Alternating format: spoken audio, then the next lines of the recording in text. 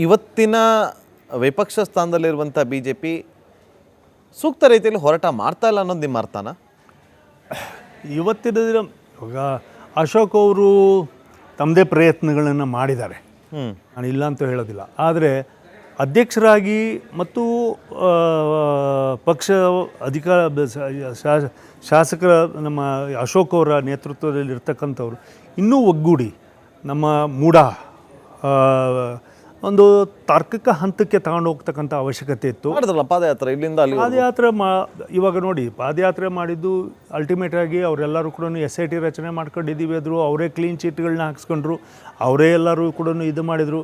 ಇವತ್ತೇನೋ ಅದು ಸಂಕಷ್ಟಕ್ಕೆ ಸಿಲುಕಿದೆ ಅಂತ ಹೇಳ್ಬಿಟ್ಟು ED ಅಂತ ಹೇಳ್ಬಿಟ್ಟು ಇವತ್ತು ಹೋಗಿದ್ರು ಕೂಡ ಓವರಾಲ್ ಇದೆಲ್ಲದೂ ಕೂಡ ಇನ್ನೂ ಕೂಡ ಸ್ಪಷ್ಟತೆ ಇಲ್ಲದೆ ಇರತಕ್ಕಂಥ ಮೂಡ ಚಳುವಳಿ ಆಗೋಯ್ತು, ಮೂಡ ಹೋರಾಟ ಆಗೋಯ್ತು, ಅದು ಬಿಟ್ಟು ಹೋಯ್ತು. ಅಂದರೆ ಹೋರಾಟದಲ್ಲಿ ಸಾಮ್ಯತೆ ಇಲ್ಲ ಅಂತನ, ಸ್ಪಷ್ಟತೆ ಇಲ್ಲ ಅಂತನ, ಅಥವಾ ಸ್ಟ್ರೆಂತ್ ಇಲ್ಲ ಅಂತನ? ಸ್ಟ್ರೆಂತ್ ಇಲ್ಲ ಅಂತಲೂ ಅಲ್ಲ, ಸಾಮ್ಯತೆಯೂ ಇಲ್ಲ. ಇದು ಒಳ ಒಪ್ಪಂದಗಳನ್ನ ಮಾಡ್ಕೊಳ್ತಕ್ಕಂಥ ಕೆಲಸ, ಇದು ಹೊಂದಾಣಿಕೆ ರಾಜಕಾರಣ ಮಾಡಿರ್ತಕ್ಕಂಥ ಕೆಲಸಗಳು. ಈ ಹೊಂದಾಣಿಕೆ ಹೊಂದಾಣಿಕೆ ಹೊಂದಾಣಿಕೆ ಏನಿದು ಹೊಂದಾಣಿಕೆ? ಯಾರು ಮಾಡ್ಕೊಳ್ತಾರೆ ಹೊಂದಾಣಿಕೆ? ಭಯನೇ ಹೇಳ್ಕೊಳ್ಳೋದಕ್ಕೆ ಬಂದು ನೇರವಾಗಿ ಯಾರು ಜನರ ಮುಂದೆ ಹೇಳಿ ಅಲ್ಲ ಇಂತಿಂಥವ್ರು ಹೊಂದಾಣಿಕೆ ಮಾಡ್ಕೋತಾರೆ, ಏನು ಗಾಳಿನ ಗುಂಡು ಹಾರಿಸೋ ಕೆಲಸಗಳೇ ಆಗ್ತಾ ಇದೆಯಪ್ಪ ಅಂತ. ನೀವು ಹೇಳಿರ್ತಕ್ಕಂಥ ಒಂದೊಂದು ಮಾತುಗಳು ಕೂಡ ಸತ್ಯ. ಗಾಳಿಲಲ್ಲಿ ಗುಂಡು ಹಾಕೋದು ಅಂತ ಹೋರಾಟಗಳ ಮಾತುಗಳು ವಾಲ್ಮೀಕಿ ಬಿದ್ದೋಗ್ಬಿಡ್ತು. ಎಲ್ಲಿ ಹೋಯಿತು? ನಾವು ಹೋರಾಟ ಮಾಡ್ತೀವಿ, ನಾವು ಪಾದಯಾತ್ರೆ ಮಾಡ್ತೀವಿ. ವಕ್ಫ್ ಹೋರಾಟಕ್ಕೆ ತಾರ್ಕಿಕ ಹಂತಕ್ಕೆ ನಾವು ತಗೊಂಡು ಹೋಗಲಿಲ್ಲ ಅಂದಿದ್ರೆ ಇವತ್ತು ವಕ್ಫ್ ಬಿಲ್ಲು ಇವಾಗ ತರ್ತಕ್ಕಂಥದ್ದಕ್ಕೆ ನಮ್ಮ ಕರ್ನಾಟಕ ರಾಜ್ಯದ ಶ್ರಮ, ಕರ್ನಾಟಕ ರಾಜ್ಯದಿಂದ ಕೊಟ್ಟಿರ್ತಕ್ಕಂಥ ಮಾಹಿತಿಗಳು ಇವಿಷ್ಟೂ ಕೂಡ ಇವತ್ತು ಅದಕ್ಕೆ ಪಾಲ್ದಾರರಾಗಿದ್ದೀವಿ. ನಮಗೆ ಸಂತೋಷ ಇದೆ. ಅದೇ ರೀತಿಯಲ್ಲಿ ನಮಗೆ ವಾಲ್ಮೀಕಿ ಹೋರಾಟ ಮಾಡ್ಬೋದಿತ್ತು. ಹೌದು, ಮೂಡಾದು ಇದು ಒಂದೇ ಅಲ್ಲ, ನಮಗೆ ಸೂಡಾದ್ ತೊಗೊಬೇಕಿತ್ತು, ಮ್ಯಾಂಗ್ಳೂರು ಮೂಡಾದ್ ತೊಗೊಬೇಕಿತ್ತು, ಇದು ಗುಲ್ಬರ್ಗ ಮೂಡಾದು ತೊಗೋಬೇಕಿತ್ತು, ಬಳ್ಳಾರಿ ತೊಗೊಬೇಕಿತ್ತು, ಹೈದರಾಬಾದ್, ಎಲ್ಲ ಹತ್ರನೂ ಈ ಸಮಸ್ಯೆಗಳಿದ್ದಾವೆ. ಇದು ಒಂದೇ ಅಲ್ಲ. ಮೊನ್ನೆವರೆಗೂ ರಾಜಣ್ಣವ್ರು ಮಾಡಿರ್ತಕ್ಕಂಥದ್ದೇನಿದೆ ಅಕ್ಷಮ್ಯ ಅಪರಾಧ. ಎಲ್ಲ ಪ್ರತಿಪಕ್ಷಗಳಿಂದನೂ ಮತ್ತು ರಾಜಕೀಯದ ಆಡಳಿತ ಪಕ್ಷದಿಂದನೂ ಕೂಡ ಒಬ್ಬ ST ಸಚಿವರು ಅವರೇ ಕನ್ಫೆಷನ್ ಮಾಡ್ತಾ ಇದ್ದಾರೆ, ಅವರೇ ಒಂದು ಕಂಪ್ಲೇಂಟ್ ರೀತಿಯಲ್ಲಿ on the floor of the house statement ಮಾಡ್ತಾ ಇದ್ದಾರೆ. ನನಗೆ ಹೀಗೆ ಹನಿ ಟ್ರ್ಯಾಪ್ ಆಗಿತ್ತು, ನಾವು ಇದರಲ್ಲೆಲ್ಲದೂ ಕೂಡ ಸಿಗಾಕೊಂಡಿದ್ದೀವಿ ಅಂತ ಹೇಳಿ ಮಾಡಿದಾಗ ಒಬ್ಬ ಪರಿಶಿಷ್ಟ ಜಾತಿಯಿಂದ ಬಂದಿರತಕ್ಕಂಥ ಒಬ್ಬ ಹೋಮ್ ಮಿನಿಸ್ಟರ್ ಆಗಿರ್ತಕ್ಕಂಥವ್ರು who is under reservation under constitution, ಅದೇ ರೀತಿಯಲ್ಲಿ ಬ್ಯಾಕ್ವರ್ಡ್ ಕ್ಲಾಸ್ CM ಇರ್ತಕ್ಕಂಥವ್ರು, ಇವರು ಮೂರೂ ಜನನು ಕಾನ್ಸ್ಟಿಟ್ಯೂಷನಲ್ಲಿ ಅವರು ಅಬೇಡ್ ಆಗಿರ್ತಕ್ಕಂಥವ್ರು ಅಂಡರ್ ರಿಸರ್ವೇಷನ್ಸ್. ಒಬ್ಬ ರಿಸರ್ವೇಷನಲ್ಲಿ ಬಂದಿರತಕ್ಕಂಥವ್ರಿಗೆ ಅವರಿಗೆ ರಕ್ಷಣೆ ಕೊಡೋದಕ್ಕೆ ಸೋಮೋಟೋ ಅಲ್ಲೇ ಕೇಸನ್ನು ಬಿಲ್ಡಪ್ ಮಾಡ್ತಕ್ಕಂಥ ಕೆಲಸ ಆಗಬೇಕಿತ್ತು. ಆದರೆ ಇವತ್ತಿನವರೆಗೂ ನನಗೆ ಅಪ್ಲಿಕೇಶನ್ ಬರಲಿಲ್ಲ, ನನಗೆ ಯಾರೂ ಕೂಡ ಮಾಹಿತಿ ಕೊಟ್ಟಿಲ್ಲ, ನಾನು ಈ ಕಂಪ್ಲೇಂಟ್ಗೋಸ್ಕರ ಕಾಯ್ತಾ ಇದ್ದೀನಿ ಅಂತ ಹೇಳಿಬಿಟ್ಟು ಮಾನ್ಯ ಗೃಹ ಸಚಿವರು ಹೇಳೋದು. ಮತ್ತು ಇವರು ನಾನು ಇನ್ನೂ ಕೂಡ 2-3 ದಿನ ಟೈಮ್ ತಗೊಳ್ತೀನಿ ಅಂತ ಹೇಳ್ಬಿಟ್ಟು floor of the house statement ಮಾಡಿದವರೇ ಫ್ಲೋರ್ ಆಫ್ ದ ಹೌಸಿಗೆ, ವಿಧಾನಸಭೆಗೆ ಬೆಲೆ ಇಲ್ಲದೆ ಮಾಡಿರ್ತಕ್ಕಂಥವ್ರು ಪಕ್ಕದಲ್ಲೇ ಕೂತು ಇದನ್ನೆಲ್ಲದನ್ನೂ ಕೂಡ ಆಲಿಸ್ಬಿಟ್ಟು ಮುಖ್ಯಮಂತ್ರಿಗಳಾಗಿ ನಾನು ನ್ಯಾಯವನ್ನು ಒದಗಿಸ್ಕೊಡ್ತೀನಿ, ನಾನು ಅಹಿಂದ ಹೋರಾಟಗಾರ, ಅಹಿಂದ ನಾಯಕ, ನಾನು ಎಲ್ಲ ರೀತಿಯಿಂದನೂ ಕೂಡ ಈ ವರ್ಗವನ್ನು ರಕ್ಷಣೆ ಮಾಡ್ತೀನಿ ಅಂತ ಹೋರಾಟ ಮಾಡಿರ್ತಕ್ಕಂಥ ಮುಖ್ಯಮಂತ್ರಿಗಳು ಅಲ್ಲೇ ಕೂತ್ಕೊಂಡು ನಾನು ಇದನ್ನು ಇಮ್ಮಿಡಿಯೇಟಾಗಿ ನಾನು CBI ಕೊಡ್ತೀನಿ ಅಥವಾ ನಾನು ಇದಕ್ಕೆ ಎನ್ಕ್ವೈರಿ ಹಾಕ್ತೀನಿ ಅಂತೇಳಿ ಎದ್ದು ಹೇಳ್ತಕ್ಕಂಥ ಸಂದರ್ಭವನ್ನು ಕೈ ಚೆಲ್ಲಿ ಕೂತ್ಕೊಂತು. ಮತ್ತು ಅದಕ್ಕಿಂತನೂ ಹೆಚ್ಚಾಗಿ ಪ್ರತಿಪಕ್ಷಗಳು ಇವನ್ನೆಲ್ಲವನ್ನೂ ಕೂಡ ಇನ್ನೂ ದೊಡ್ಡ ಮಟ್ಟಿಗೆ ಅವತ್ತಿನ ದಿನವೇ ಇವತ್ತು ದೊಡ್ಡ ಮಟ್ಟಕ್ಕೆ ತಗೊಂಡು ಹೋಗ್ಬಿಟ್ಟು ಗೌರ್ಮೆಂಟ್ನ ಕೆಳಗಡೆಗೆ ನೀಲ್ ಡೌನ್ ಮಾಡಿಸ್ತಕ್ಕಂಥ ಕೆಲಸವೂ ಕೂಡ ಕೈ ಹಾಕಬೇಕಿತ್ತು. ಅದರಲ್ಲೆಲ್ಲ ಒಂದು ಹತ್ರ ಇನ್ನೂ ಕೂಡ ಹೆಚ್ಚಿನ ಹೋರಾಟ ನಡೀಬೇಕಿತ್ತು. ಎಡುತ್ತು ಅಂತೀರ? ಎಲ್ಲರೂ ಅಲ್ಲ, ಅಶೋಕ್ ಅವರು ಪ್ರಯತ್ನ ಮಾಡಿದರು, ಸುನೀಲ್ ಅವರು ಚೆನ್ನಾಗಿ ಮಾತನಾಡಿದರು, ಯತ್ನಾಳ್ ಅವರಂತೂ ಸುನೀಲ್ ಕುಮಾರ್ ಅವರು ಮಾತಾಡ್ತಾರೆ, ಅವ್ರಿಗೆ ಯಾರು ಸಪೋರ್ಟ್ ಮಾಡಲಿಲ್ಲ ಅನ್ನೋದೊಂದು ಚರ್ಚೆ. ಹೌದು. ಆ ಕಡೆ ಅಶೋಕ್ ಅವರು ಮಾತಾಡ್ತಿದ್ದಾರೆ, ಅವ್ರಿಗೆ ಯಾರು ಸಪೋರ್ಟ್ ಮಾಡಲಿಲ್ಲ ಅನ್ನೋದೊಂದು ಚರ್ಚೆ ಇರಲಿ. ಆದರೆ ಈ ಈ ಹನಿ ಟ್ರ್ಯಾಪ್ ವಿಚಾರ ಎಲ್ಲಿಂದ ಶುರುವಾಯಿತು? ಒಂದು ಚೀಟಿಯಿಂದ ಶುರುವಾಯಿತು ಅಂತ ಚರ್ಚೆ ಆಗ್ತಾ ಇದೆಯಪ್ಪ. ಆ ಚೀಟಿ ಬಂದು ಯತ್ನಾಳ್ ಅವ್ರ ಕೈ ಸೇರುತ್ತೆ, ಆ ಯತ್ನಾಳ್ ಅವರು ಆ ಚೀಟಿನ ಓಪನ್ ಮಾಡ್ತಾರಂತೆ, ಆ ಓಪನ್ ಮಾಡಿದ್ಮೇಲೆ ಅದರಲ್ಲಿ ಏನೋ ಬರ್ದಿತ್ತಂತೆ, ಅಲ್ಲಿಂದ ಶುರುವಾಗುತ್ತಂತೆ. ಹೌದಾ? ಏನಿದೆ ಸತ್ಯ? ಅವ್ರು ಮಾತನಾಡ್ಬೇಕಾದ್ರೆ ಯಾರೋ ಚೀಟಿ ವೆದರ್ ಟ್ರೆಜರಿ ಸೈಡಿಂದ ಬಂತು ಅಥವಾ ನಮ್ಮ ಪ್ರತಿಪಕ್ಷಗಳ ಸೈಡಿಂದ ಬಂತು ಅದು, ಬಟ್ ಅದನ್ನು ಮಾತಾಡಬೇಕಾಗಿರ್ತಕ್ಕಂಥದ್ದು ಇಶ್ಯೂ ಬೇಸ್ಡ್ ಹನಿ ಟ್ರ್ಯಾಪ್ ಮೇಲೇ ಬಂದಿದೆ. ಯಾರೋ ಚೀಟಿ ಕೊಟ್ಟರು, ಒಂದು ಸಮಸ್ಯೆ ಆಗಿತ್ತು, ಹನಿ ಟ್ರ್ಯಾಪ್ ಮೇಲೆ ಎತ್ತಿದ ತಕ್ಷಣ ರಾಜಣ್ಣವ್ರು ಸ್ಟೇಟ್ಮೆಂಟ್ ಮಾಡಿದರು ಅಂದಮೇಲೆ ಆ ಹನಿ ಟ್ರ್ಯಾಪ್ ಅಂದ್ರೆ ಇದು ಹೊಂದಾಣಿಕೆ ಅಂತ ಅನಿಸ್ತಿಲ್ವಾ? ಇದು ಹೊಂದಾಣಿಕೆ ಅಲ್ಲ. ಅಲ್ಲಿಂದ ಬಂತು ಚೀಟಿ ಬಂತು, ಹನಿ ಟ್ರ್ಯಾಪ್ ಬಗ್ಗೆ ಪ್ರಸ್ತಾಪ ಮಾಡಿ ಅಂತಂದ್ರು. ಯತ್ನಾಳ್ ಅವರು ಎತ್ತು ಪ್ರಸ್ತಾಪ ಮಾಡ್ತಾರೆ, ರಾಜಣ್ಣ ಅವ್ರು ಕಣ್ಣೀರು ಹಾಕ್ತಾರೆ. ಇಲ್ಲಿಂದ ಇವತ್ತು ಈ ಮಟ್ಟಕ್ಕೆ ಬಂದು ನಿಂತಿದೆ. ಅದು ಅಲ್ಲಿವರೆಗೂ ಹನಿ ಟ್ರ್ಯಾಪ್ವರೆಗೂ ಸರಿ. ಆದರೆ ಹನಿ ಟ್ರ್ಯಾಪ್ ಮೇಲೆ ಎಲ್ಲಿ ಹೋಗಬೇಕಿತ್ತು, ಮುಖ್ಯಮಂತ್ರಿಗಳು, ಗೃಹ ಮಂತ್ರಿಗಳು ಮತ್ತು ರಾಜಣ್ಣವ್ರ ಮೇಲೆ ಏನು ನಾವು ಹೋರಾಟವನ್ನು ಮಾಡಬೇಕಿತ್ತು ಅದನ್ನು ಬಿಟ್ಬಿಟ್ಟು ಚೀಟಿ ಎಲ್ಲಿಂದ ಬಂತು ಅಂತ ಹೇಳಿ ಹೋರಾಟ ಮಾಡೋದಕ್ಕೆ ಯಾರು ಕೊಟ್ಟರು ಅಂತಾನು ಯಾರಾದರೂ ಕೊಡಲಿ. ಏನು ಇಶ್ಯೂ ಈಸ್ ಆ ಇಶ್ಯೂ ಬೆಳಕಿಗೆ ತಂದಿದ್ದು ಯಾರು ತರಲಿ, ವಿ ಥ್ಯಾಂಕ್ ದೆಮ್. ಇಲ್ಲ, ಅಡ್ಜಸ್ಟ್ಮೆಂಟ್ ಪಾಲಿಟಿಕ್ಸು ಈಗ ಆಗಬೇಕು ಅಂತಾರೆ, ಕಾಂಗ್ರೆಸ್ಸಿಂದ ಬಿ ಜೆ ಪಿಗೆ ಆಗಬೇಕು. ಇಲ್ಲಿ ಕಾಂಗ್ರೆಸ್ಸಲ್ಲಿ ಆಗ್ತಾ ಇದೆ. ಹಾಗಾದರೆ ಕಾಂಗ್ರೆಸ್ನಲ್ಲಿ ಅದು ಆಗಲಿಲ್ಲ ಅಂದಿದ್ರೆ ಜಾರಕಿಹೊಳಿ ಅವರು ಯಾಕೆ ಹೋಗಿ ದೇವೇಗೌಡರನ್ನ ನೋಡಬೇಕಿತ್ತು, ಕುಮಾರಸ್ವಾಮಿಯನ್ನು ನೋಡಬೇಕಿತ್ತು, ಅಥವಾ ಅಲ್ಲಿ ಕಾಂಗ್ರೆಸ್ ಲೀಡರ್ಸ್ನೆಲ್ಲದನ್ನು ನೋಡಬೇಕಿತ್ತು. ಅವ್ರದ್ದು ರಾಜಕೀಯ ನಿಮ್ಮ ನಾಯಕರನ್ನು ನೋಡಿದ್ರಪ್ಪ. That's what I'm telling.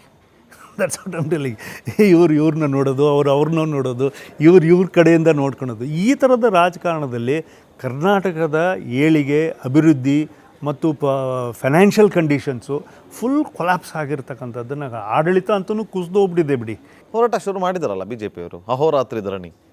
ಅಹೋರಾತ್ರಿ ಧರಣಿ ಇದು ಬಿಸಿ ಮುಟ್ತಾ ಕಾಂಗ್ರೆಸ್ಗೆ?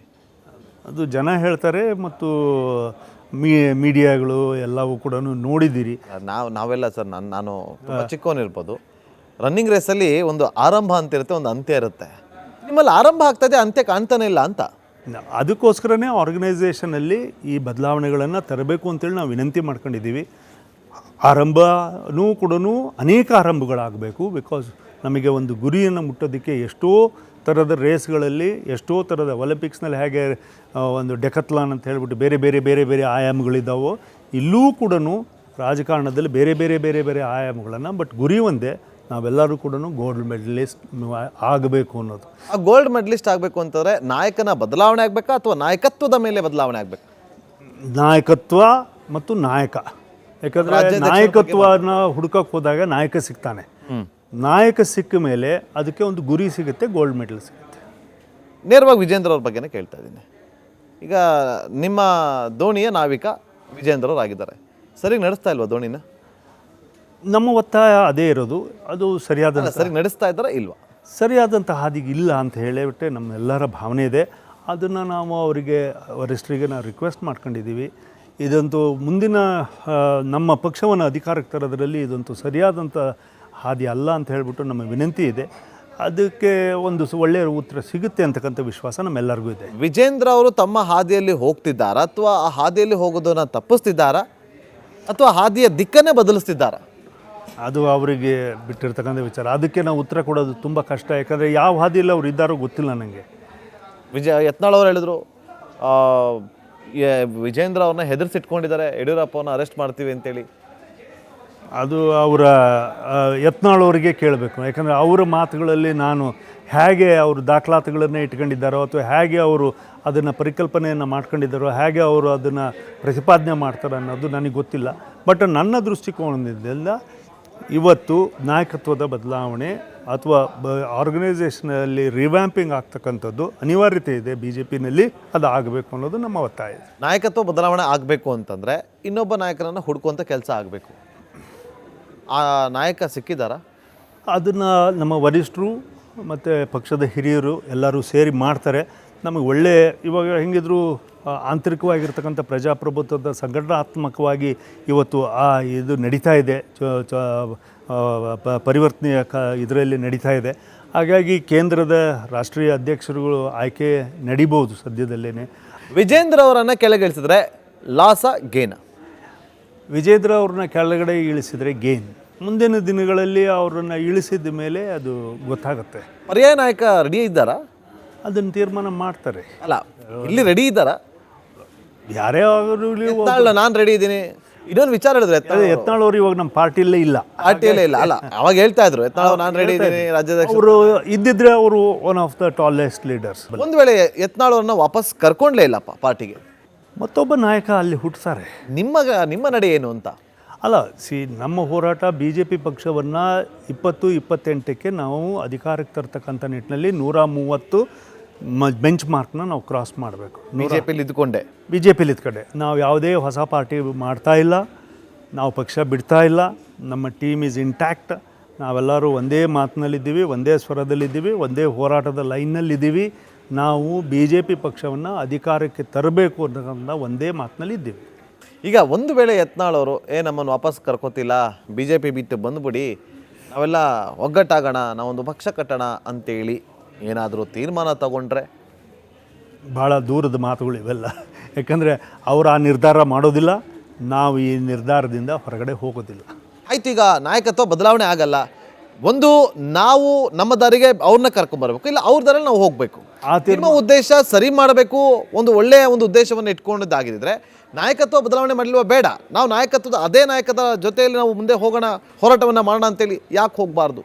ಆ ಥರದ ತೀರ್ಮಾನಗಳನ್ನು ಕೇಂದ್ರ ಮಾಡಿದರೆ ಅವತ್ತಿನ ದಿನದ ಪರಿಸ್ಥಿತಿನಲ್ಲಿ ನಾವು ಸೂಕ್ತವಾಗಿರ್ತಕ್ಕಂಥ ಮಾತುಕತೆಗಳನ್ನು ಮಾಡಿ ಅವ್ರ ಮಾರ್ಗವನ್ನು ಹುಡುಕೊಡ್ತೀವಿ ಅನ್ನೋದಾದರೆ ಇದೇ ನಾಯಕತ್ವ ಅಥವಾ ಮತ್ತೊಂದು ನಾಯಕತ್ವ ಅಂತಕ್ಕಂಥ ತೀರ್ಮಾನ ಆವತ್ತಿನ ದಿನದ ಉತ್ತರವನ್ನು ನಾವು ಕೊಡ್ತಕ್ಕಂಥ. ಕೇಂದ್ರ ವರಿಷ್ಠರು ಹೇಳ್ತಾರೆ ಇಲ್ಲ ನೀವು ಅವರ ನಾಯಕತ್ವದಲ್ಲಿ ನೀವು ಮುಂದುವರಿಬೇಕು ಅಂತೇಳಿ, ಆಗ ಒಪ್ಕೊಂಡು ನೀವು ಮುಂದೆ ಹೋಗ್ತೀರಾ, ಜೊತೆಯಲ್ಲಿ ಹೋಗ್ತೀರಾ? ಯಾವುದೇ ಕಾರಣಕ್ಕೂ ಕೂಡ ಆ ಥರದ ಪರಿಸ್ಥಿತಿ ಬರಲ್ಲ ಅನ್ಕೊಂಡಿದ್ದೀವಿ. ಅಂದರೆ ಅವತ್ತಿನ ವರಿಷ್ಠರ ಮಾತಿಗೆ ಅವತ್ತಿಗೆ ಕೊಡ್ತಕ್ಕಂಥ ಉತ್ತರವನ್ನು ನಾವು ಕೊಟ್ಬಿಟ್ಟು ನಮ್ಮ ಟೀಮ್ ಮುಂದೆ ಹೋಗುತ್ತೆ. Thank you so much sir.